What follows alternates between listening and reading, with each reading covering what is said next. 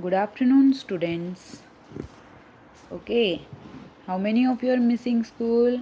Okay, all of you.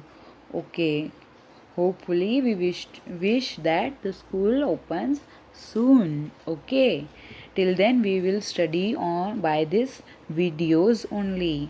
Okay, now I will start with the second lesson.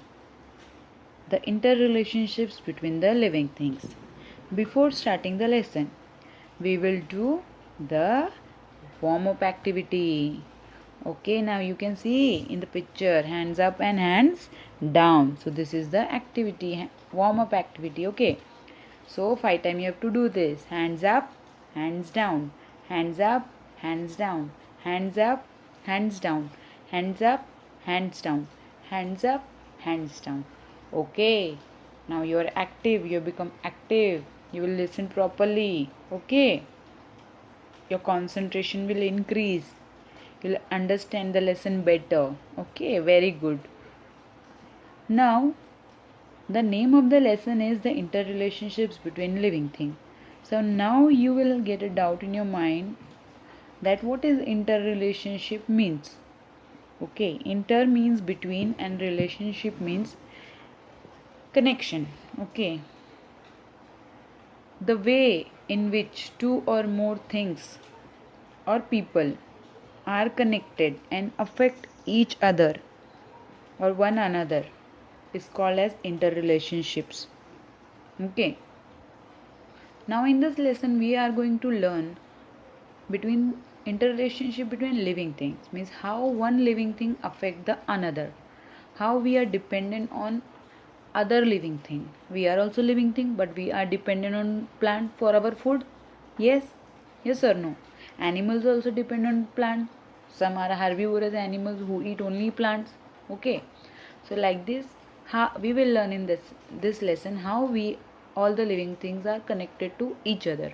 Okay, now you all know that the things you see in the surrounding are divided into two parts: living thing and non-living thing. Here we will learn about the living things, how they are interrelated. Now what are the living things? There are three living things divided into three parts: living things, animals, plants, and people, the human being.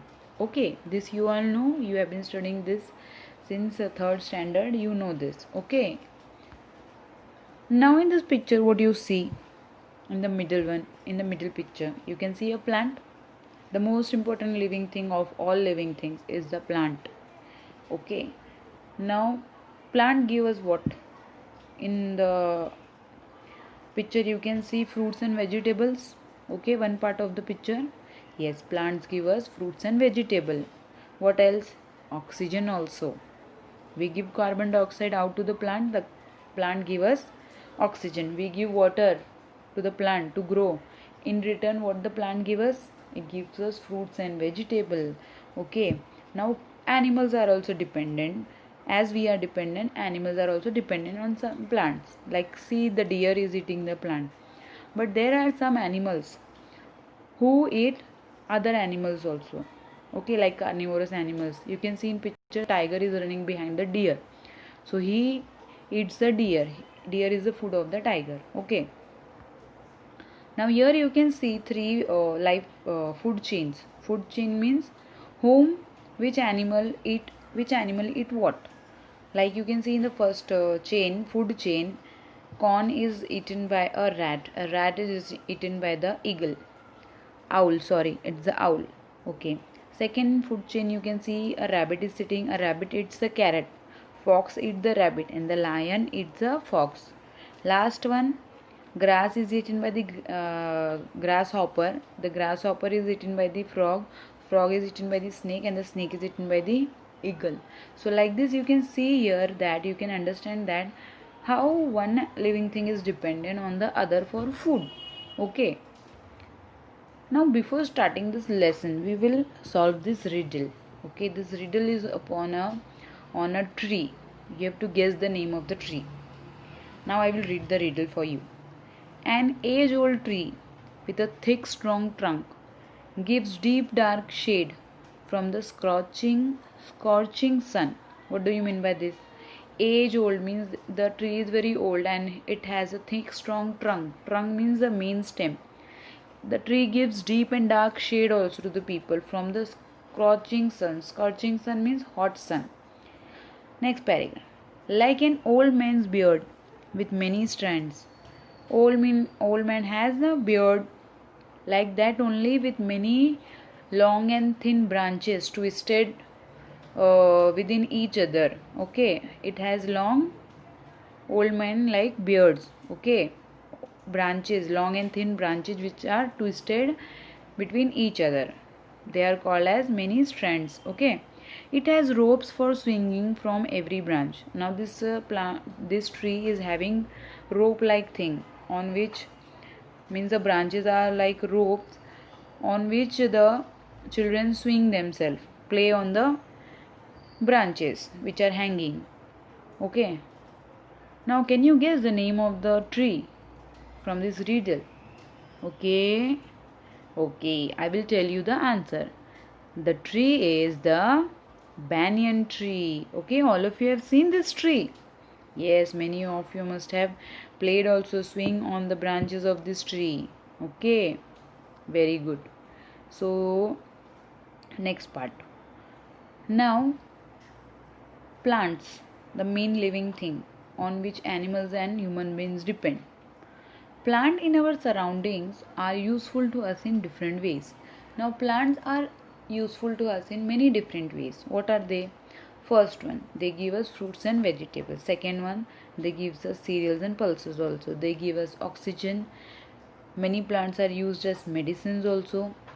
Cotton plant, with the help of which we can make clothes to wear. Trees give us wood also, of which we make furniture and different many other things. Okay, like these plants in the surrounding are useful to us in many ways. Now here the names of some plants are given below. Now for what purpose do we use their leaves? You have to tell. Okay, now guess. First leaf is of which plant? Here it is written betel vine. What is betel vine? Okay, it is the leaf of a plant. Now all of you know of pan. Have you seen many people eat pan? In Hindi this leaf is called as pan. Okay, now this leaf is good for the gums and digestion also, and for cough also. Means it is used as a kind of medicine only. Okay, so this leaf is very much useful. This is the use of this leaf. Second leaf is the palas, which is also known as the flames of the forest. See the color of the plant, orange color. It look like flames. Okay, after you fire something, the flames comes out now orange color. Like that only it is looking. That is why it is called flames of the forest. Okay, now what is the use of this plant leaves? It is good for the skin problem. Again, it is a medicinal plant. Okay, third one is fenugreek, which is also known as methi in Hindi. Okay, all of you like methi? Yes, very good. This methi, your mother always tell you eat methi, green vegetable. Why? Because it consists of vitamins and different minerals. It is good for the muscle pain and it reduces fat also. Okay, so again it is have medicinal benefit to us. Now fourth one is the vasaka or adulsa. It is also again good for cold and cough. Now curry leaf, all of you know curry leaf plant. Your mother put it in the dal. She prepares dal for you. Okay, so this curry leaf is good for your eyes and memory also. It also have medicinal effects on your body. So they all are useful. Okay, in this way. Now the first part of the chapter, first paragraph of the chapter, we will read first. The needs of living thing are met in their environment. Yes, as we know that now that we get many things from plant and in our surrounding, all the things are useful to us in some or the other ways. Now let's read the paragraph. We have many needs like food, water, air, clothes and shelter. Human beings have many needs. Okay, you can see in the picture shelter, sunlight, cloth, water, food and air. Okay, All these needs are met in our surrounding. From where do we get all these things? Food from plants, air by the nature, okay, water, clothes from plants again, okay, bricks for making shelter from the nature again, sunlight by the nature, okay. In the surrounding only we get all our needs satisfied, okay. In fact, food, water and air are the needs of all living thing. Actually, food, water and air are the need of all type of living thing. They are all fulfilled in the environment. So we depend on the nature. Here we understand that we depend on the nature for fulfilling our basic needs, okay. So is this clear? Okay, very good. Now, as a human being, all the living things are different. You must be thinking their needs are also different from each other. As they are different, their needs also will be different. Now let's read this paragraph. But there are differences in the needs of each kind of living thing, okay.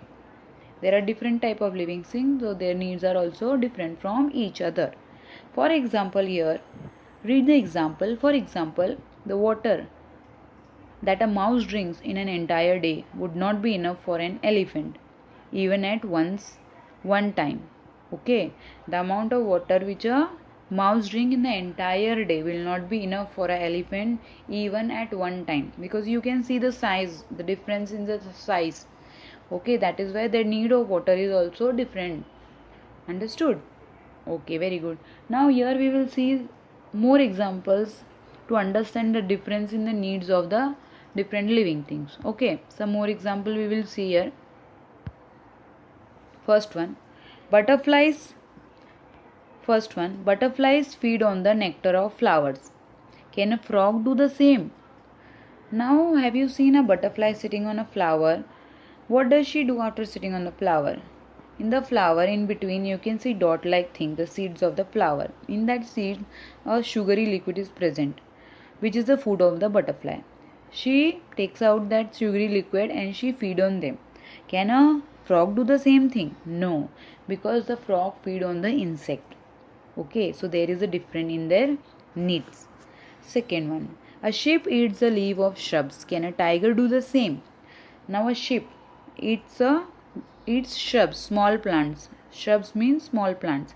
Can a tiger do the same? No, the tiger feeds on other animals. Its need of food is different from the sheep. Okay. Now next, a fish can breathe in water, but can a pigeon do that?